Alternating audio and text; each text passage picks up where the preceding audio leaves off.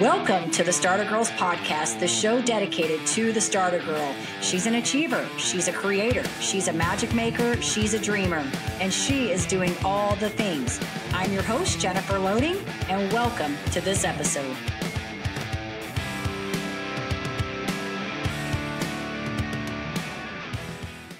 Welcome to another episode of the Starter Girls Podcast. Wherever you are tuning in, we are so glad to have you here today. I'm your host, Jennifer Loehding, and I've got another fabulous guest coming on today. I'm so excited to chat with her. Sandy Stream, she is an author and activist whose work is built on the belief that everyone deserves and is capable of finding peace and warrior-like strength within themselves. After teaching law for 20 years, raising her 2 children, and facing a life full of adversities and lessons, she decided to turn her efforts towards facilitating workshops for young and experienced adults to encourage them to live in peace and power. We're going to find out what that is all about today. So, Sandy, welcome to the show. We are so excited to have you here today. Hi, Jennifer. Good to see you again. It's going to be fun. And so our audience, they don't know this, but we always get to chat a little bit before we jump on this show. So I get to find out a little bit about what you're doing. And that's why we always bring, I always say on this show, we bring a variety of people. And the great thing about this is that, I don't agree with every single person's take on everything that comes on the show, but I try to find people that I think exhibit awesome human qualities. They're passionate about what they're doing. And I try to let them sort of carry their voice on a platform that they can feel safe and inspire other leaders, women specifically, to live authentically and full and in the life that they design, right? A life that they want and they design. So I really love here, that you're talking about this warrior-like strength within themselves and to live in peace and power, because I think peace is a hard thing to find. And so that's what we're all about on this show. So I'm so excited to have you here to talk about all this and what you're doing. And so welcome. It's going to be so great today. Thanks, Jennifer. Happy to be here and always happy to talk about these topics that I think are very important to talk about these days. So. Absolutely. All right. So Sandy, let's start this thing off because they're going to be like, what is this all about? What is Sandy all about? So tell us, you got a book. And I wrote this out. It's what is it against? The Courage Circle. The Courage Circle. Okay. I knew I had it. I tried to write it down. I forgot to write it on my paper, but tell us a little bit about you and what you're doing, kind of what this is all about. So after, I'm a lawyer by profession. I might have had a whole life of ups, downs, good, bad, who cares, all that details. But I found myself in very extra difficult times during COVID times in my relationships, in my life, and myself in every possible way. And I kind of started to look for answers, like how do I live basically and feel okay? Like how do I live this life? And spent a lot of time meditating, a lot of time watching a million things, reading a million things. And for reasons that I didn't know at the time, but I actually painted a circle on my wall, like low. And I sat there a lot. That was like my space, basically. So during that time, I was just organizing information, I guess, for myself. So I was, if I would hear something about boundaries, I'd be like, okay, I'll put that in this section, this section. So maybe my brain, because of the legal training or whatever, was able really to put a lot of information together. And I wrote the Courage Circle as a result, which has basically many, many small sections of so many pieces of a puzzle that are needed in order to feel well. It's not, I'm going to meditate 10 minutes a day and feel good. No, it's just not that simple. It's so much more than that. And the many pieces need to come together. And I really felt like these came together for me after this whole process. And once I published it, I felt, how did I get through university degrees and a whole life, 53 years old, clueless about all these super important topics? How did that happen in my life? And I decided that I'll take some action there and met up with a yoga studio owner in Montreal, a really beautiful studio, and told her, I'd like to facilitate courage circles and discuss these topics with other people. And she just said yes. And so it's been about a year and more now. I've probably facilitated 150 circles or something with I'd say about 20, 25 people attend each time. But what's really beautiful is that the people that attend, like it's men, women, old, young, this profession, that profession, this gender, like there's just no specific thing. And we really manage to sit together every single week and discuss one of the topics. So I go through a different topic every single week. So last week might have been on letting go. The next week we can talk about what is bullying. The week after we might talk about what it's about, and it's not me preaching and teaching. It's every person sharing their experiences, their own wisdom, their own knowledge, questions, insecurities, pain, whatever it is. And they're doing so honestly and respectfully and kindly. And so what's really beautiful is the environment. It's not, I'm learning these topics from this book or this person. It's the environment that is so beautiful and so healthy. And this is how I think as human beings, we can first, learn and grow and process things. But also this is what connection truly looks like, not kind of the superficial connection that, happens a lot in life that leaves everybody pretty lonely. So that kind of environment where we can just be open and honest like that is hard to come by, but it's possible.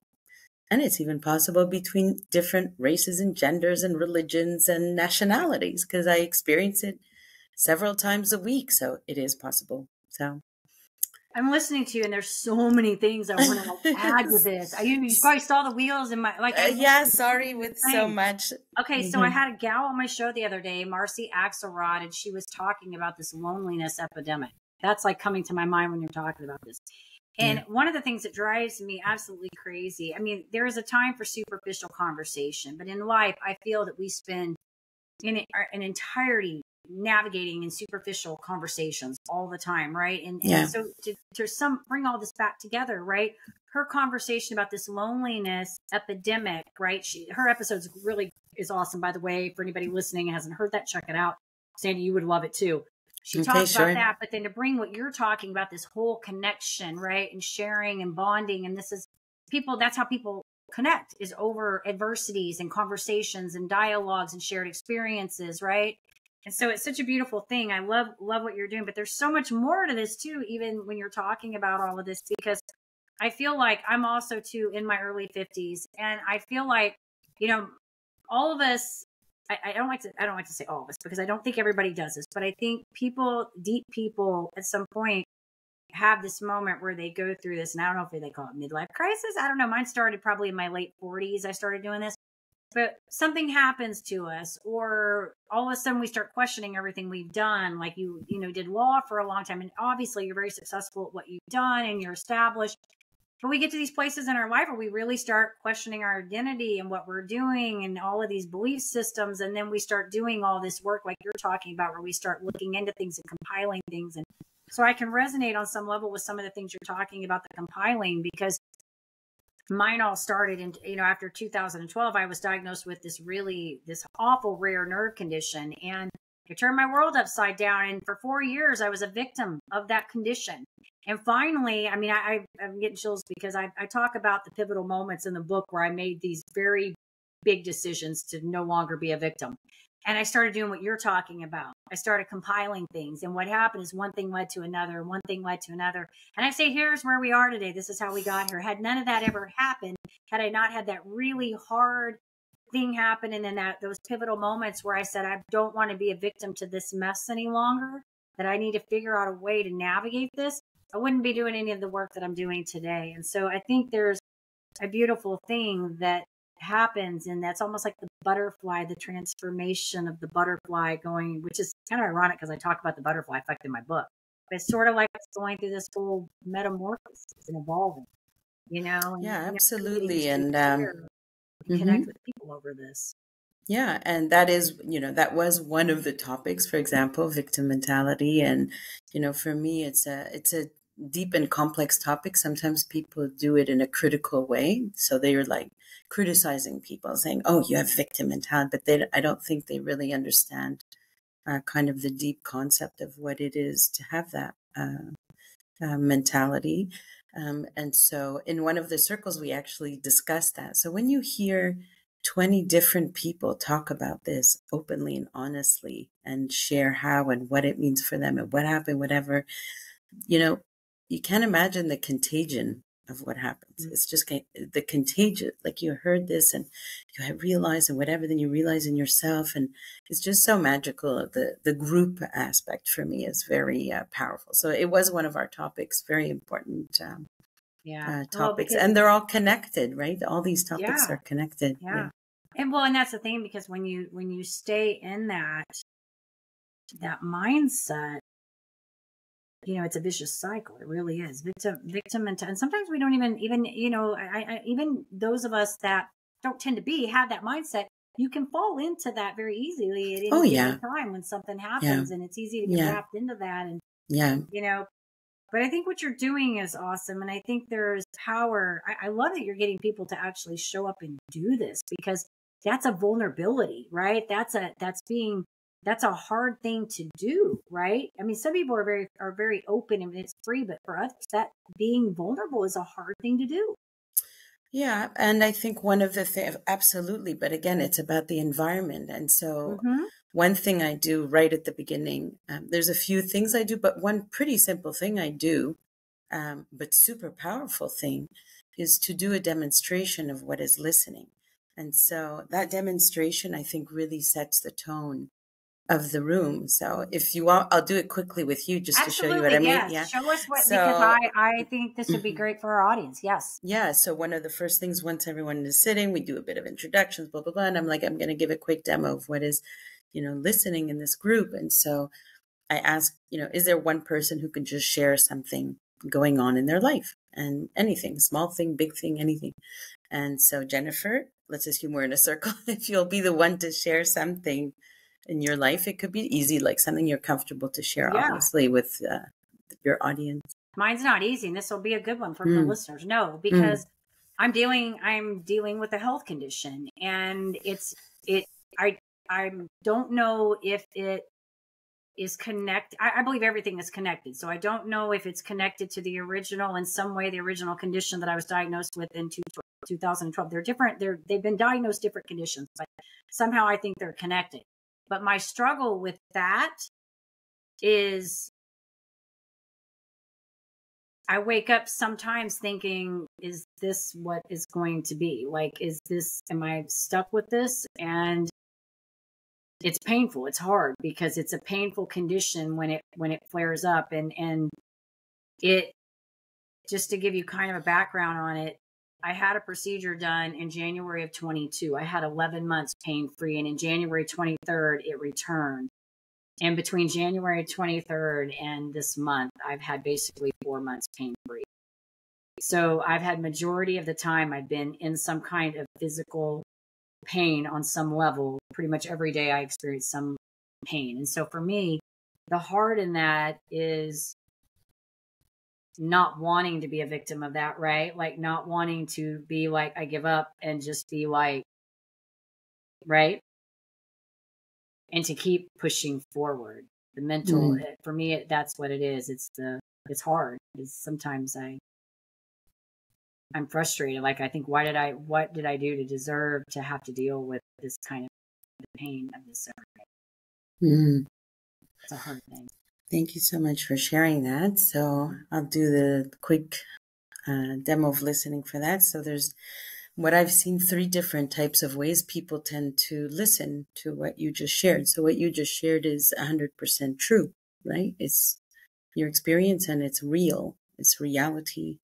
And so the first way, if we imagine ourselves as a human mirror, the person like picks up the mirror, but instead of reflecting the truth, they just put the mirror down, as if what you just said is not even true. So that might sound something like, oh, really? You have that condition? I have a friend who had that condition, but she said it's like, you know, it kind of goes away like within 6 months, whatever. I mean, so I think it's going to be like no big deal. So that's, we can call that dismissive, gaslighting, whatever words, but literally not seeing the truth. And it's really, really unhealthy to be in relationships where that's going on, because there's just such a disconnect of reality almost. So you can start to have a lot of anxieties and mental health issues and all kinds of things, because there's anyways, without getting deeper in that. So the second type of listening, again, the person will kind of lift up this mirror, this human mirror, but instead of just seeing the truth, they pick it up for a split second, but we're going to put it down really fast because I'm going to go fix you. I'm going to go fix your feelings. I'm going to go fix the situation. So we can call it fixing energy, or I'm going to give you a ton of advice because maybe I want to look very smart, or maybe I want to get this over with because I'm not comfortable with your feelings and probably not my own. Right. And so we can call that the fixing listening. And that one might sound like something like, oh, really? Oh my God, that sounds like really, really hard, Jennifer. I know this pain clinic at this hospital, like best thing you could do. My friend went there, just go to that thing. And, that should really, really help. And you know what? Also, I know a really good acupuncture guy. So I hope that really helps you. Okay. Again, I've missed the reality, right? Like I'm just trying to escape it, avoid it somehow, fix the situation. And what happens a lot when we do that is that the underlying message is almost like something's wrong with you. I need to fix this, or something's wrong with what you feel. Something is wrong with life. Mm-hmm. So there's this undertone there. And then the third type of listening, which is super hard to do, and I also have to keep, paying attention to do it. It's not easy, is to try to be a clean human mirror, really to reflect the truth. And this is not even about being kind. We're not even entering the kind space yet, just about seeing the truth. And so that one might sound something like, if I'm correct, something like, you're finding yourself with a new challenge, a very big challenge. You thought you were kind of done, and now you have something big again coming. And it sounds like you're having some moments of despair because you're living a lot of pain. You don't know where it's going, how you're going to solve this time.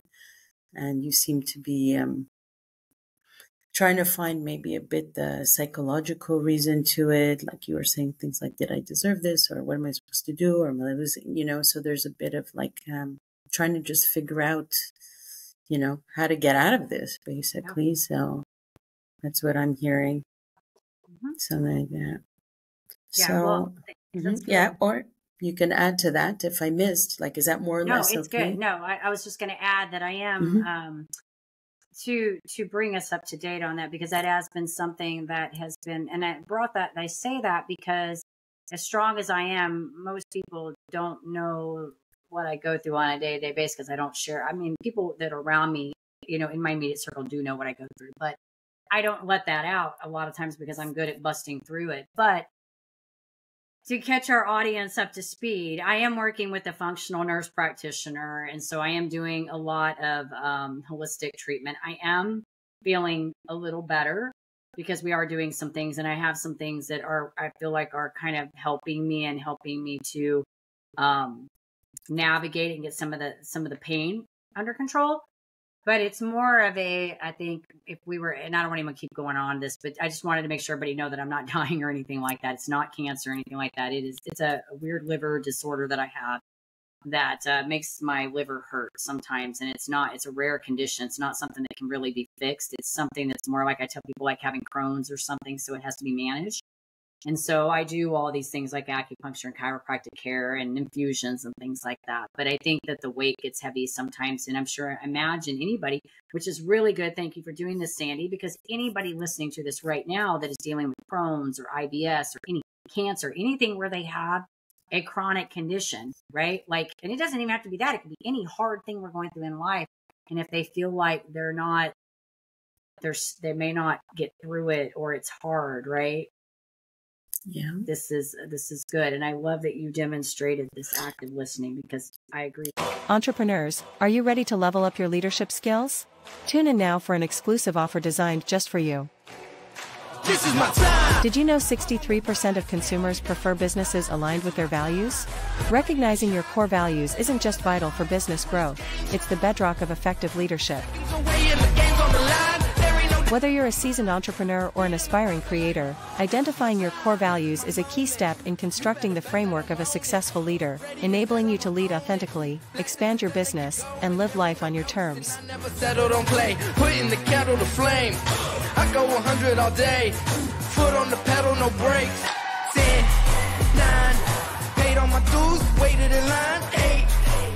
Are you ready to access tools to kickstart your leadership journey? Unlock a treasure trove of insights and get your free resources at www.linktree/Jennifer Loehding. Take that crucial first step toward realizing your leadership aspirations and elevate your leadership game today. Yeah. Yeah. So this act of listening, which is so hard to do, what it tends to do, first of all, is relax everybody, and it opens everybody up. So now you're kind of free to open, right? We can sense that in the room, that you're free to open and connect. And then, of course, I tell them after, it doesn't mean we can't talk naturally. And, we do give advice a bit, whatever, but it's done with that energy of listening, not with, I'm going to go solve your world. It's yours and critical or advice, it's just not done with that. So I think just, when we listen in that way, we don't have to kind of, I did it like trying to repeat what you said or whatever, but I don't even think we need to do that. Like sometimes just nodding is the same energy, just say, oh, really? Or, people sense that. So I think having that kind of listening in the room and me maintaining that basically, even though only once in the year and something that I did it, I actually set a boundary and asked somebody to stop how they were speaking, but it never happens. It's just the energy's already in the room. And because people have been attending, a while, some people are repeat and whatever, they're setting that too. Like it's no longer just me. This is the way of this space. So it's quite magical to create that. And anybody can create that in their world by starting with themselves, starting to do it themselves with other people. And, it can create that environment. Yeah. But I'd like to say something interesting on what you were talking about, this deserving and the victim mentality, if it's okay, about things you were sharing. Absolutely. So one thing I experienced, I'm not saying it's you, I'm just sharing my experience about this, myself and a few other people that I met, is that sometimes we might think that, victim mentality, it's not even related to it. I would just say a lot of people are trained, like really, really trained, like, don't feel sorry for yourself. Don't feel bad for yourself, whatever. And they think that's being a victim. So I refuse to be a victim. I refuse to feel sorry for myself, whatever. And I get that. But what I have found is before worrying about victim mentality, from that training, there's a barring of actually feeling for yourself. Feeling for yourself, that's not victim mentality. Right. Saying like, damn, this is so hard, and crying about it and saying, this has been really hard for me to have pain for so many months. That is not victim mentality. That is actually self-compassion. So a lot of people have a hard time having self-compassion by this training of don't feel sorry for yourself. Don't whatever. I'm being a whatever. And self-compassion, feeling for yourself is super good for you and healing and helpful and everything else. So I feel that the harsh talk of victim mentality, which you are not doing, I'm just saying that I've heard, actually prevents people from being compassionate towards themselves. So that's not victim. I'm just trying to say that's not victim mentality. No, I agree with you, Sandy. Yeah. In fact, I was on a show the other day and we were talking about this because two of the ladies that were on this show, I was on it. There was 3 co-hosts and one was a cancer survivor. I think one might be in it and just had surgery. And she was asking me as a coach, like, what do I tell somebody? And this is a really good topic, what you're talking about right now, because she was asking me about what I would say to someone in that position. And the first thing I would say is you've got to own the emotion with that. It's okay to have it, like own it. It's okay to be sad or grieve or be upset, or like you just said, say this is hard, right? Like to say, and there are days I do that. I get up and I'm like, God, this just sucks. It's hard, right? But there is a difference, I think, between, like you just said, that and playing victim, right? The person who looks at that and says this is hard can say, yeah, this sucks. I don't wish it on anybody. Like, I hope nobody ever has to have the freaking pain that I have had in my liver. It has sent me to the ER 8 times. It is that intense. Okay. I hope nobody ever has to do that. It's hard. But on the same conversation, I don't allow it to stop me from doing the things I want to do. If I can physically do the things I want to do and I like doing them, then I will do them. There are days I can't, obviously, because I don't feel good.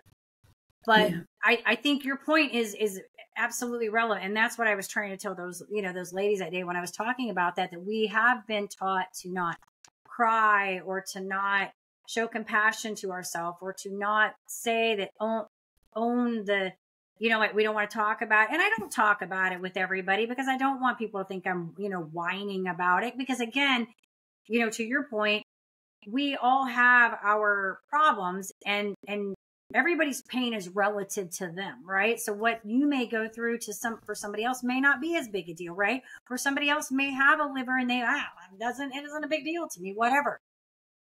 But I think what you said is so on point, that it is okay to have that emotion and to show compassion for ourselves when we need to show that. So Yeah, I agree absolutely. with you. I'm saying all that to say I agree with you on that. And thank you for sharing. And I think the active listening is important. There was I don't know if I shared this with you. I watched a video a while back because I follow the holistic psychologist. She cracks me up with her videos. I love her content. And she was talking about Theo Vaughn. You know who Theo Vaughn is. He's a comedian. He was talking to a UFC fighter. And the UFC fighter, I can't remember exactly what they were talking about, but the whole holding space will make sense to you. The UFC fighter was talking about some kind of childhood trauma and he was crying. And Theo Vaughn just sat there and didn't say a word and just sat there and let him go and basically just gave him the space. And I think he may have some point just said, I'm here or something like that. He didn't offer to fix it. He didn't offer to diminish it, didn't invalidate it, just gave him the space. Well, because then you interrupt it, right? If somebody is feeling bad or feeling sad or whatever, right? It's an emotion that has to process. Like, imagine it's like the computer that goes, whatever. It needs to process and move through our body or whatever. And so it's hard already just to feel it, to let it process is really hard. So if you happen to share it with someone to help you and they interrupt it, basically, they're stopping the processing that is needed if the other person is not comfortable with pain. And one reason we're often not comfortable with another person's, emotional pain is we're not comfortable with our own. Obviously, once we're comfortable with our own, meaning we understand that that's part of what we're living. And so if we're not comfortable with our own, it's very hard to be comfortable with someone else's. Plus, I would say there's maybe 3 things that come to my mind about that. So the other thing, when you have somebody else you're witnessing with pain, is to realize it's theirs and it's not ours. And that's also a whole process to arrive at that feeling. I mean, you might have had to set tons of boundaries in your life already to realize that's you, that's me, it's yours, it's not mine. So I can watch yours and be there for that because it's not mine. It's yours, actually. And often when we are meshed and we don't have boundaries, we feel other people's emotions to a point where we feel we have to solve everybody's everything because we're not understanding what's each person's separate existence or separate life. So that's maybe another reason that people kind of jump into, and interrupt the processing, It's good, Sandy. All of it. Yeah, it's good. No, I agree with you. And I think that, you said some pretty important things there, talking about being okay with allowing other people to have pain. I think it takes a certain amount of growth to get comfortable with yourself, not to own somebody else's pain, right? Like not to take it on. I think that's a growth thing. I really think you have to be comfortable in your own, because that's something I think we all have had to learn. I've had to learn that too, because even we're not perfect. I don't think any of us are perfect. There are moments, where I realize I'm doing that, and I'm aware of active listening. I know what it is, and so I'm glad that you were able to share it on here, and we were actually walk through that, so somebody could actually hear that and see it. So thank you for doing it. It's a great experiment and a great way to show somebody what they need to do, because it's also good for parents with their kids. It's a great tool to learn with your children as well when they're going through things. And so, but I do think it takes a certain amount of comfortableness with yourself and peace within yourself to be able to say, I'm okay with pain. This is yours. And I'm okay with maybe not okay, but this is your pain and this is mine. They're separate. We don't have to. Yeah. I mean, I can feel for Right. them. Like, even, I have adult children, pretty older children. So those are the ones that you feel for the most. It's the hardest, to do, but, to learn to understand that, they're going through it and it's not, they're not 2 years old, and, to have that healthy level of separation, even with your children, it doesn't mean you don't feel for them or you don't offer whatever, but it is theirs to process and to choose what to do with and all these things. So, and the other one I had to, anything I wrote about in my book, I'm sure I was doing the opposite. Otherwise I wouldn't have learned it. Right. But another typical one, why I think people jump into each other's things a lot, is that, we often also train to think that we're a good person if we help, or if we do this, we help that one, if we're nice, if whatever. And so we walk around the world thinking, okay, I need to get some points here so that I'm a good person. If I don't get points, then I'm not a good person. Okay, I'll do this, I'm a good person. Oh, I did that. Look, I'm a good person. Look at this, I'm a good person, right? So it's this kind of accumulating points of some weird kind, which doesn't make sense for me. But if you, spend a lot of time with yourself, with your pain, understanding your life, your whatever, if you've done all that, at least for me, you start to realize, hey, I am already good. My heart's good. Like, I don't need to do anything, actually. I could do nothing. I could just sit here and I'm good. I am a good person anyway, right? So you stop trying to accumulate any points anywhere from anything, because you've already found this inside yourself, right? So if you find this inside yourself, it doesn't mean you're not going to go do things with it. It's just you're not doing it for arriving at a sense of, I'm kind or I'm good. We are good already. Like, we don't need to do that. And so that's another reason people tend to, almost for some, I think it's a bit of an addiction, to try to get these points, Sandy, this is so good and befitting. This is so good. And right now I'm reading this book called Worthy by Jamie Kernleem. I keep talking about this because the book is so good. But she's the founder of It Cosmetics. And her story, like I'm on chapter, the part 2 of the book now. I had attended an event that she did a while back. Her book was endorsed by like Oprah, Tony Robbins. I mean, her story is just incredible. But anyways, she ended up creating her company in her garage, and you have to just know her whole story, from the report that she's adopted to she got arrested at 14, to she went off to college, worked in a strip club as a server, to here she is now selling her cosmetic company for $1.2 billion to L'Oreal, and was the CEO for 3 years of this company.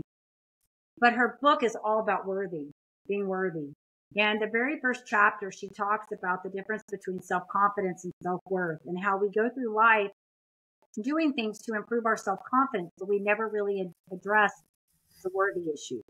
And you're talking about these points. I'm getting chills, because that's what's going through my mind, is that, especially if we're, whatever our past is, if we're achievement oriented, or we do it for love, or whatever the case may be.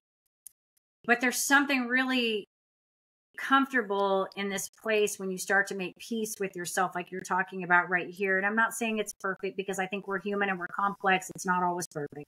There are days we still fall victim to these belief systems and the things that we think about ourselves. But I think as we continue to grow, there's something magical that happens when we get in this place where we start to feel peace within ourselves. And we start to trust that we are enough who we are, and we don't, like you said, have to go get all these points or do all these things. We're doing things from a different place. And so I think, all of these things that you're talking about, I agree with all these points. They're all points I talk about. They're things that I bring up. I try to talk to my clients about them in different ways. And that's what I love about what we do on here on the Starter Girls. You're doing a circle. We're doing it in a podcast. And it's really kind of the same messaging that we're putting out there, is all of these things about finding who you are and owning your emotion and being able, I think active listening, I think if we get anything out of this whole episode right now, that's probably one of the most important skills that I think you can learn in life. I think it can transform so many things in your life, from your relationships at home to your spouse to your work relationship, everything in life. And you're doing that on a large scale. So Thank you for all of it. I think all of this has been great. We could sit here for hours, I think, and talk about this and throw examples out there. There's just so much greatness in all of this, and I love what you're doing.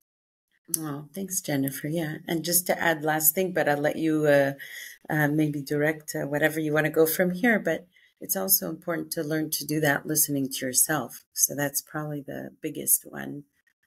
Before you think about, okay, I need to actively listen for my kids. I need to listen here. I need to listen there. It's the hardest one is to listen in that tone that I was trying to do with you, to try to do it with ourselves. That's the one that really matters.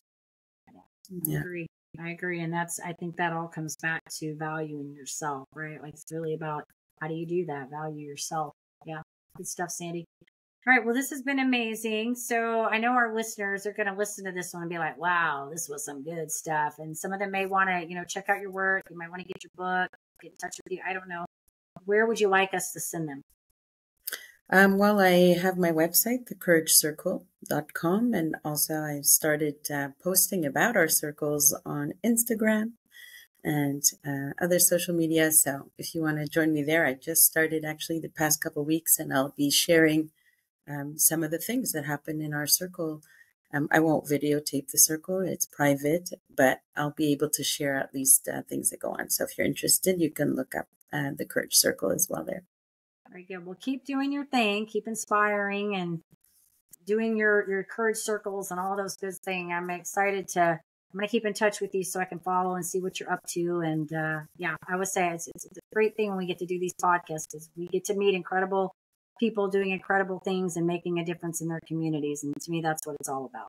Beautiful. Thank you so much for having me, Jennifer. Really appreciate it. Absolutely.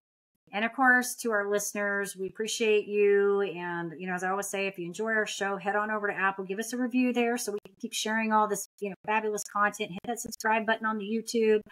And guys, be kind to yourselves, as we've been talking about in all of this, and then also be kind to one another. We will see you next time.